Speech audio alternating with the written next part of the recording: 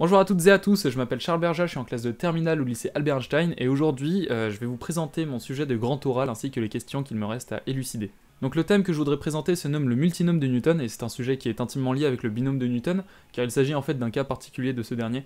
Donc la différence du multinôme avec le binôme c'est qu'il faudrait résoudre un problème de combinatoire avant de pouvoir résoudre en fait le multinôme. Donc le choix de ce sujet m'est venu assez instinctivement car j'avais déjà découvert le binôme en première au lycée et je me demandais tout simplement si on pouvait généraliser cette somme de 2 termes à la puissance n à une somme de m termes à la puissance n. Donc c'est comme ça, après de moult recherches, que j'ai trouvé la formule du multinôme de Newton. Donc comme j'adore l'informatique, il est de mon passe-temps de coder les problèmes que je me pose, en Python principalement, et c'est comme ça que j'ai retranscrit le multinôme de Newton en Python, en informatique. Donc maintenant on va s'intéresser aux différentes questions qu'il me reste à élucider, ainsi que les différents axes que j'ai déjà trouvés. Donc comme j'ai dit un petit peu plus tôt, on souhaite tout simplement mettre la somme de m termes à la puissance n, donc voici la formule du multinôme de Newton. Et je vous la mets aussi avec plus de détails si ce n'est pas assez clair.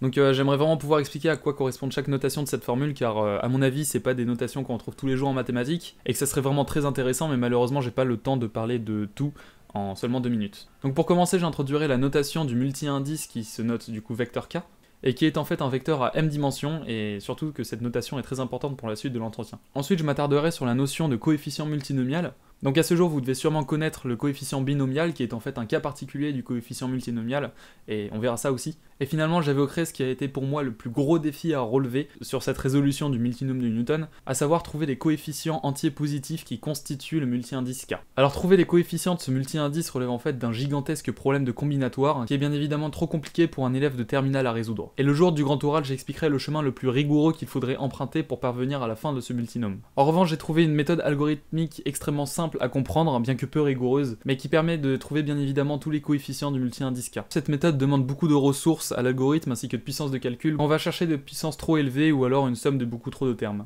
Donc je suppose que c'est ce qu'on attend de nous le jour du grand oral, à savoir d'exposer nos recherches, ainsi que les difficultés qu'on a rencontrées, ainsi que les solutions qui nous ont permis de répondre à nos questions. Et voilà, j'ai à peu près dit tout ce que je pouvais dire en un minimum de temps. J'aurais bien aimé en parler plus, et peut-être que je le ferai dans une autre vidéo. Donc like pour le prochain épisode. Non, je me suis trompé de plateforme là. Bonne soirée.